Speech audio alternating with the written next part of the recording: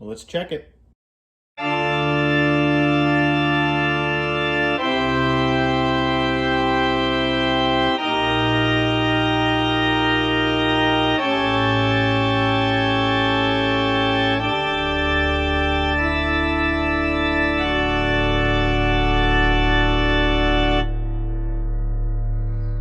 right, so I have my Ryobi CS30.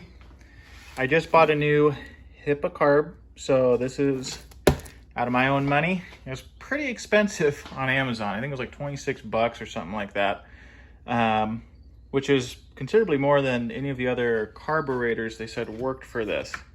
The only thing is this was also an aftermarket carburetor, which was one of the cheap ones. The big problem I ran into is if you tip it on its side, air filter up, the idle goes down and starts running rich.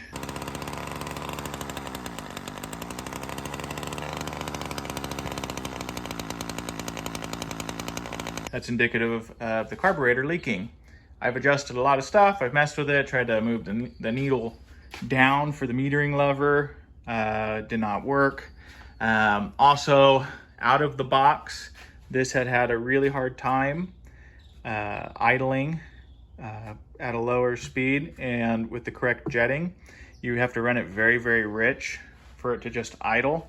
And that too adds to the problem of it running richer when you tip it. So what I wanted to do is see if these little HiPA carbs are worth the extra money. So we're gonna throw this on and we're gonna give it a few weeks of testing and see if we notice any difference in performance. So let me get you set up and throw that in. So let me take this off really fast. Now this thing too, this is the OEM lever, and it just wasn't seating on this very well. Probably have to clean out the inside, but take this off. Okay, there's no gasket here. Top one's gonna be the return line. The bottom will be the gas feed. And you can check that by just pressing the primer bulb. I know this as I've taken this apart a million times, and generally that's how these two-stroke carbs are set up. The thing closest to the primer bulb is gonna be the return, but it's always good to check. So here's the new carb. Looks pretty good. I know that this will probably need to be replaced. The big problem I run into with these Ryobis is that this arm that they come on the aftermarket is much shorter than the OEM. And so you can't even reach it when it's attached to the weed eater. So it looks like it came with an extra primer bulb. We have fuel filter, which is cool. A couple of gaskets, big fan of that.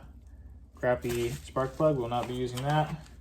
Some fuel line, it's always nice to have, and a brand new air filter. The thing is I just replaced the air filter with a decent one, so we won't be using that, but I'm gonna use that. This will be just for checking. I'm not gonna run that in a piece of equipment because it sucks. We're gonna throw all this in here, and then I have a little bag, or a little box down there that I keep all my two-stroke stuff. But let's see here. I think I can finally put a gasket on one of these sides. Here's a gasket I was using before, and that one had a leak. So let me pull this out really fast. So this is the gasket I had before. Here's a new one. We'll just go ahead and swap it out. Here's the old one. I think that one's Garbo anyways, so we'll throw it away. Where'd the carburetor go? Oh, there it is. Let's take this thing off because it won't work. Maybe. It's on there pretty good. I guess we'll see how it looks. So I'm just gonna throw this on right now.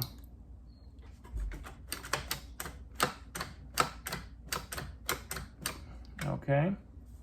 That's gonna be the return, so it goes on top. This is the fuel line. She's just sitting. We're fostering a Rottweiler.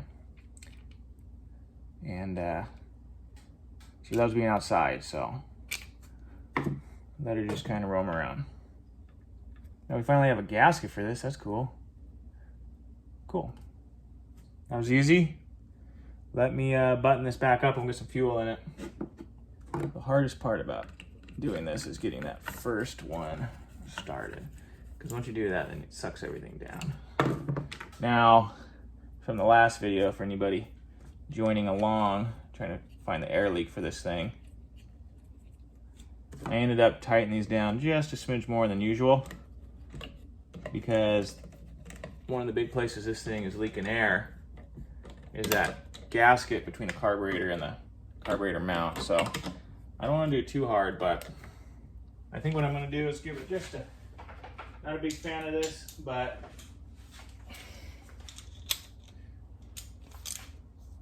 we'll just give it a little something here.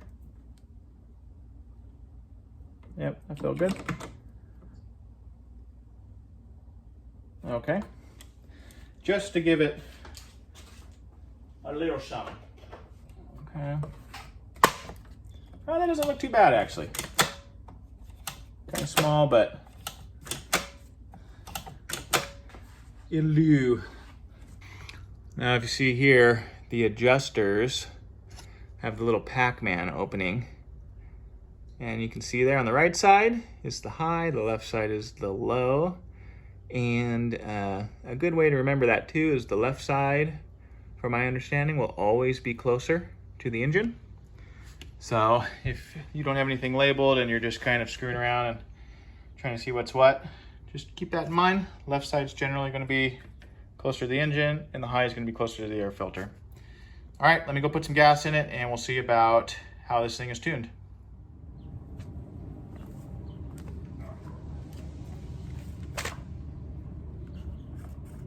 Probably be enough for a test.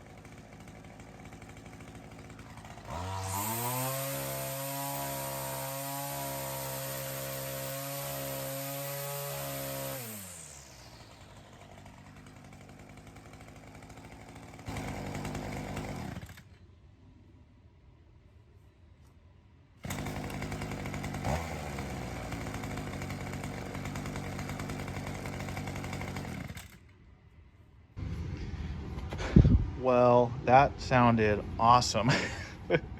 I didn't realize how bad that other carburetor made the engine sound. That has a lot of throat to it. The response seems okay. The high seems pretty consistent. I was able to kind of get it to just break up a little bit. The idle is nice and low, but very consistent. That seems much healthier, and that is a massive difference just in the carburetor.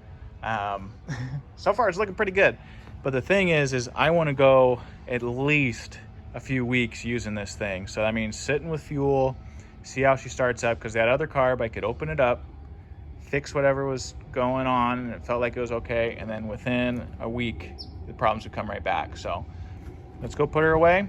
We're gonna go use her tomorrow, see how everything starts up, see how it idles and everything. I will say it did need a little adjustment, so make sure you get the correct adjustment tool for it.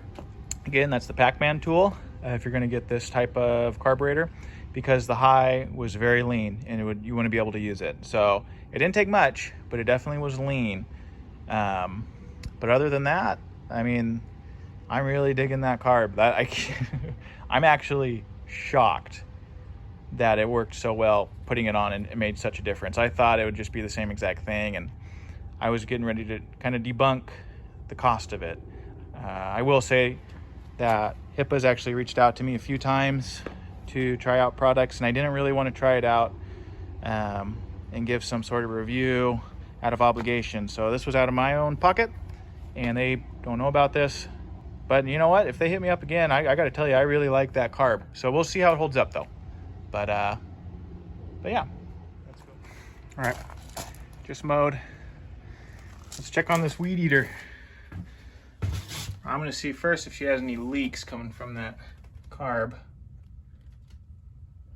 Dry. I'm not seeing anything active. All right, let's pull her out and get her started. All right. I haven't touched anything. I just brought it out here. Let's, oh, let me shut this. I haven't touched anything. Not even the primer bulb yet. So I just have it cold. We're gonna see how this carb does on a cold start and show it kind of being used around here. So let's see how that tune held up.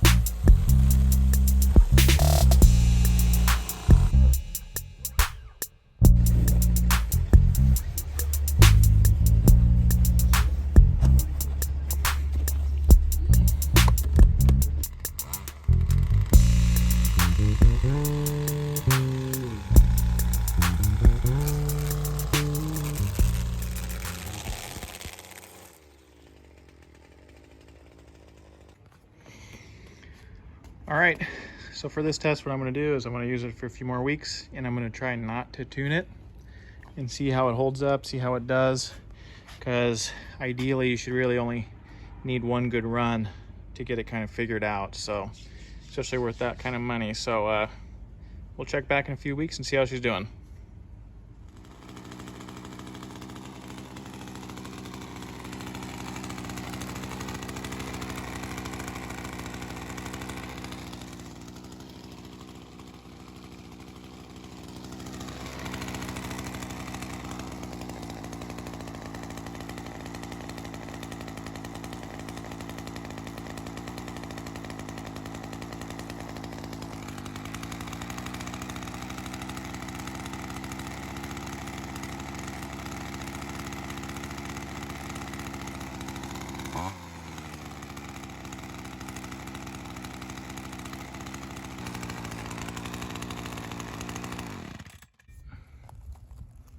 Looks like she's holding up. So it's been a while since I've had this on. I've had a couple times to use it. I did have to adjust it a little bit after the fact. It had to do some settling in, but I have been keeping gas in it. So this does have ethanol fuel that's been sitting in it for, you know, since the time I started it up. What I find is I believe the idle jet is of much better quality than that cheap one I have or had. So it's a little bit easier to get a steady idle. There might be some issues in regards to the spacer here, right there, between that and the mount for the carb, and that could possibly be an air leak. So so some of the rising in RPMs is definitely, you know, indicative of an air leak. So that's going to be more on the weed eater.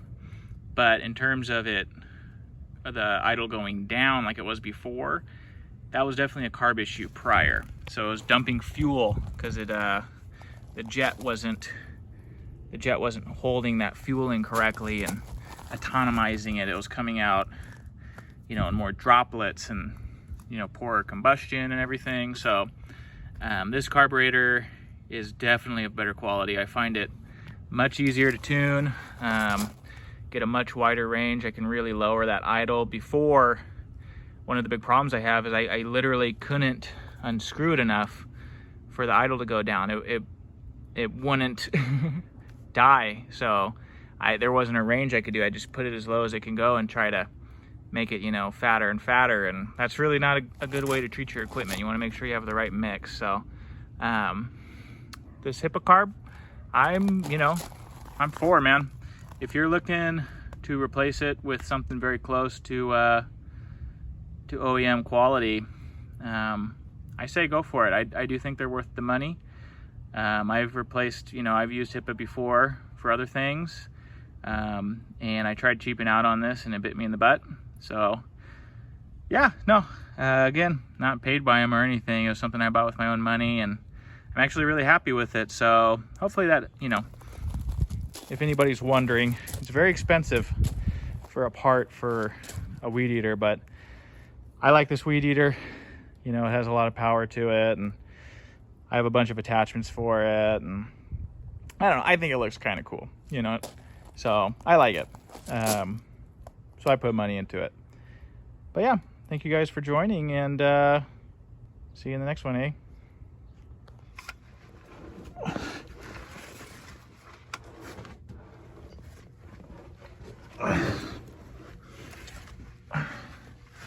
So this is under my home.